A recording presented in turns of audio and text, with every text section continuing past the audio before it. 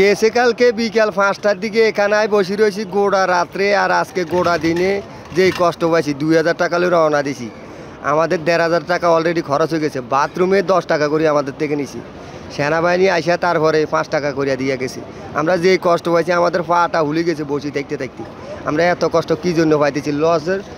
লসালারা আমাদেরকে জানানো যে অথচ লস চলতো না, তোমরা কেউ আসিও না। আমরা হুদে আসি, আমাদেরকে এই কষ্টগুলো কী জন্য দিতেছি?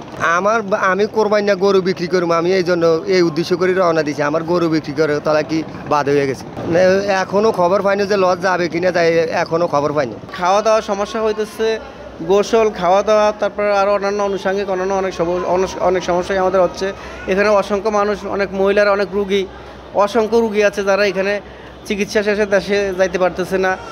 মুমূর্ষু অবস্থায় অনেক রুগী এখানে আছে। আমি আসার জন্য ভোলা যাওয়ার জন্য উদ্দেশ্যে রওনা করছি।